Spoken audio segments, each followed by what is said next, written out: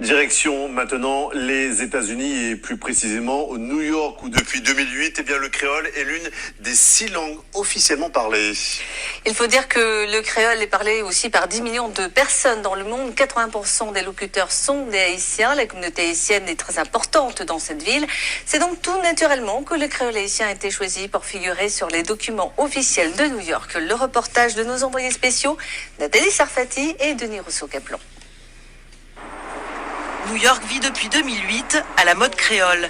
Cette année-là, le maire, Michael Bloomberg, décide que le créole sera la 6e langue officielle.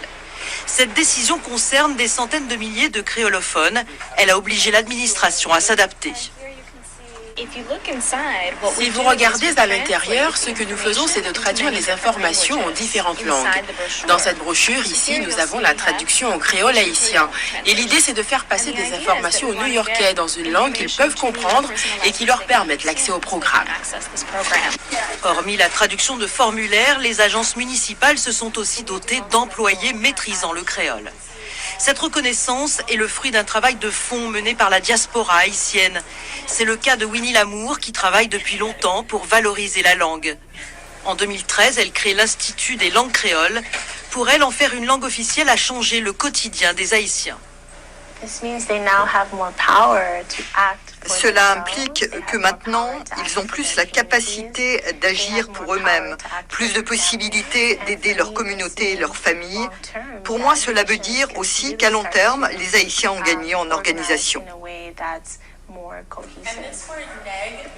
Nous retrouvons Winnie 2 jours plus tard à l'université de New York où elle dispense des cours de créole.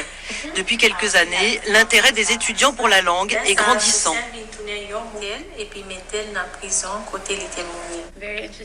Je suis très intéressée par Haïti, par apprendre le créole et tout ce qui va avec.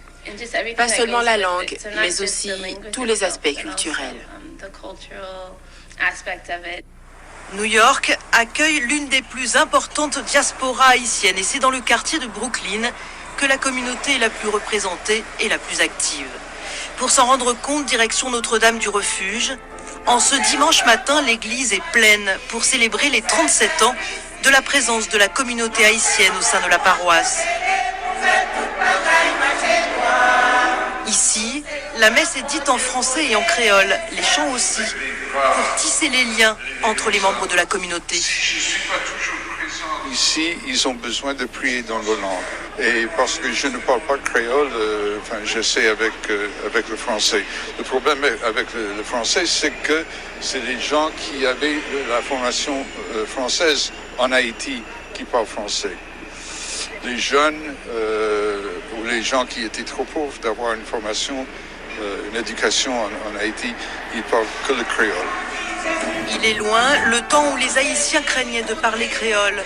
Aujourd'hui, on s'exprime et on chante en créole. Mais avec le temps, cela risque de se perdre avec une nouvelle génération d'Haïtiens nés à New York, plus enclins à parler l'anglais.